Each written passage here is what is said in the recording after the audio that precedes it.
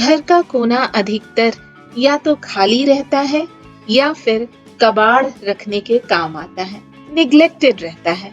इस ओर हम ज्यादा ध्यान नहीं देते, लेकिन अच्छी सूझबूझ से घर के अंडर यूटिलाइज्ड कॉर्नर्स को हम हाईली फंक्शनल और एस्थेटिकली प्लीजिंग स्पेस बना सकते हैं और छोटे से कमरे में इस तरह से ऑर्गेनाइज कर सकते हैं कॉर्नर्स को कि आपके लिए एम्पल जगह निकल के आ सकता है। Hello everyone, welcome to the channel.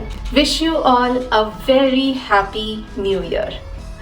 2023 का ये मेरा पहला कंटेंट है और आज के वीडियो में मैं कुछ टिप्स और आइडिया शेयर करूंगी कि किस तरह से आप अपने घर के कॉर्नर्स को ऑर्गेनाइज कर सकती हैं, डेकोरेट कर सकती हैं। तो चलिए शुरू करती हूँ, लेकिन उससे पहले अगर वीडियो पसंद आता है और यूजफुल लगता है तो इसे एक लाइक जरूर दे दीजिएगा और चैनल को सब्सक्राइब कर लीजिएगा।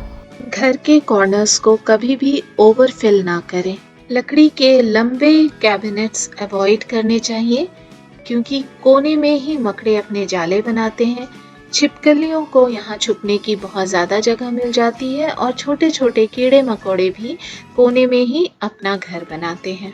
घर के कॉर्नर्स को रोशनीदार और ब्राइट बनाने के लिए अलग अलग लेवल पे इस तरह के लाइट्स लगाने से कॉर्नर की शोभा बढ़ जाती है। मैं आपको डिफरेंस दिखाती हूँ। अगर मैं इस कॉर्नर का लाइट्स ऑफ कर देती हूँ तो ये देखिए, ये कॉर्नर कितना डार्क दिख रहा है और यहाँ रखे हुए आर्टिफैक्ट्स भी बहुत डल लग रहे हैं। और वहीं जब मैं लाइट चला देती हूँ तो ये कॉर्नर बिल्कुल लिट अप हो जाता है, ब्राइटन अप हो जाता है और जितने भी डेकोरेटिव पीसेस हैं वो भी बहुत सुंदर दिखते हैं और क्लियर दिखते हैं और पूरे घर की काया ही पलट जाती है।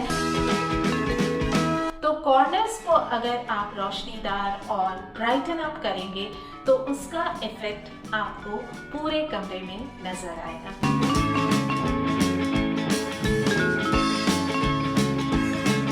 वैसे आप वॉल लैंप्स के अलावा सीलिंग के थ्रू हैंगिंग लाइट्स भी लगा सकती हैं या फिर फ्लोर लैंप्स भी यूज कर सकती हैं। वैसे मैं फ्लोर लैंप्स के पक्ष में नहीं हूँ क्योंकि उससे ग्राउंड स्पेस किल होता है और झाड़ू पोछा लगाने में दिक्कत होती है। आप घर के कॉर्नर्स को स्टोरेज के लिए भी यूज कर सकती हैं। और ये है मेरा छोटा सा पूजा रूम और आप कॉर्नर में एक ट्रॉली देख सकती हैं जिसमें व्हील्स लगे हुए हैं और ऊपर ये DIY बास्केट है जिसे मैंने कुछ सालों पहले बनाया था और वीडियो ऑलरेडी अपलोडेड है चैनल पे। तो इस ट्रॉली को तो मैं पुराना होते हुए भी डिस्कार्ड नहीं कर पाती क्योंकि इसमें व्हील्स लगे हुए हैं, तो मैं अपनी ज़रूरत के हिसाब से जब जी चाहे जहाँ ले जा सकती हूँ। लेकिन ये कॉर्नर कितना अनऑर्गेनाइज्ड है। जैसा कि मैं आपसे कह रही थी कि कॉर्नर्स को जनरली हम एक ही डंप यार्ड बना देते हैं, सारा क्लटर वहाँ जमा करते हैं। तो इसे आज मैं ऑर्गेनाइज करूँगी। इसके लिए मैंने ये फोल्डेबल स्टोरेज बास्केट लिया है IKEA स्टोर से ऑफलाइन। इसे अगर यूज़ ना करना हो तो आप फोल्ड करके रख सकती हैं या फिर इस तरह से खोल के इसके नीचे लगाने के लिए ऐसा एक पटरा दिया गया है। इसको लगाने से ये बहुत स्ट्रॉन्ग और स्टर्डी बन जाता है। इसका ये लेंथ है 50 सेंटीमीटर और विड्थ यानी कि चौड़ाई है 30 सेंटीमीटर और इसका जो डेप्थ है यानी कि जो हाइट है ये है 35 सेंटीमीटर। तो काफी बड़ा है। तो घर में कुछ ऐसी चीजें होती हैं जैसे कि रग्स हो गए या फिर थ्रोज हो गए, तो ऐसी चीजें हम डेली तो नहीं यूज करते हैं, लेकिन जब जरूरत पड़ती है तो बहुत मुश्किल होता है उन्हें ढूंढना। कुछ टॉवल्स हैं जो गेस्ट आने पर उन्हें यूज करने के लिए देते हैं, कुछ DIY मटेरियल्स हैं। तो इसको मैं इस बास्केट में रख रही हूँ। ये मेरा लॉन्ड्री बैग है जिसमें मैं आयरन के कपड़े रखती हूँ। तो ये सारी चीज़ें मैं इसमें रख रही हूँ और अभी भी इसमें काफ़ी जगह बचा हुआ है। और इसके साथ इस तरह का लिड भी आता है, ढक्कन भी आता है, जो कि सबसे बड़ा हाईलाइट है इस बास्केट का। इसे इस तरह से लगा दीजिए तो सारा कुछ अंदर रहता है और बहुत ही नीट लुक देता है। और इजी ग्रिप के लिए इसके साइड में इस तरह का हैंडल दिया गया है जिसे पकड़कर आप इजीली इसे उठा सकती हैं। तो पहले ये कॉर्नर ऐसा दिखता था और अब ऐसा। तो अब ये कॉर्नर बहुत ही ऑर्गेनाइज लग रहा है और बहुत नीट एंड क्लीन लग रहा है। खास तौर पे इस स्टोरेज में इस तरह का जो ढक्कन दिया गया है उसकी वजह से सब कुछ अंदर है, कुछ भी एक्सपोज नहीं है, डिस्प्लेड नहीं है। और यहाँ एक छोटा सा शेल्फ है जिसको मैं किसी ओकेजन या फिर कोई पूजा हुई घर पे तो इस पर मैं पूजा के फूल और फल मिठाई वगैरह रखती हूँ। वैसे इस दीवार पे एक पतला सा कैबिनेट भी लगवाया जा सकता है, लेकिन फिलहाल मुझे उसकी ज़रूरत नहीं है। ये शेल्फ बहुत ही इजीली इंस्टॉल भी हो जाता है और अगर मैं निकालना चाहूँ तो इसे निकाल भी सकती हूँ। तो ये बहुत आसानी से निकल जाता है और लग जाता है।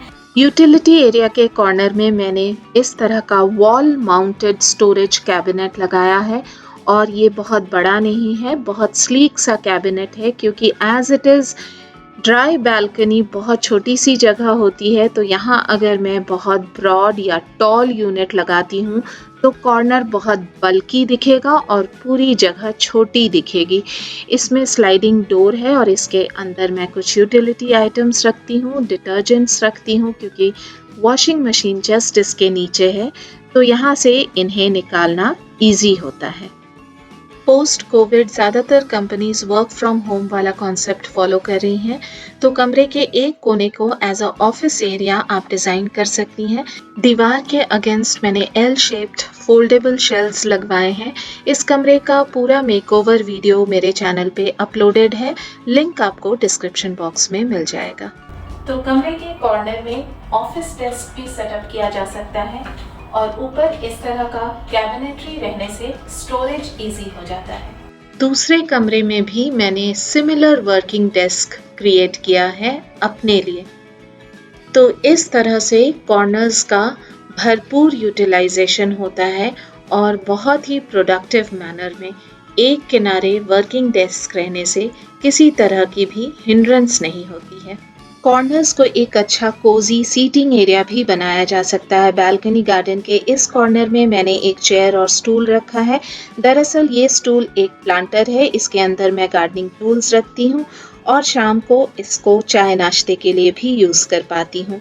या फिर लिविंग रूम के कॉर्नर में आप रीडिंग एरिया भी क्रिएट कर सकती हैं एक चेयर डालकर, या फिर यहाँ बेडरूम के इस कॉर्नर पे एक रॉकिंग चेयर भी रखा जा सकता है। खिड़की के बगल में यहाँ अच्छी धूप आती है और बैठे बैठे बाहर भी देखा जा सकता है। या फिर ऐसे खाली कॉर्नर्स को योगा या मेडिटेशन जोन के लिए डिज़ाइन किया जा सकता है। And last but not the least, आप घर के कोने को सजाने के लिए नेचुरल प्लांट्स का इस्तेमाल कर सकती हैं। ये पौधे घर के कोने को एक अलग ताजगी और हरियाली प्रदान करते हैं। आप चाहें तो इसके नीचे इस तरह का DIY किया हुआ कोई बेस या फिर मैट लगा सकती हैं ताकि ये कॉर्नर और भी ज़्यादा वेल डिफाइंड दिखे।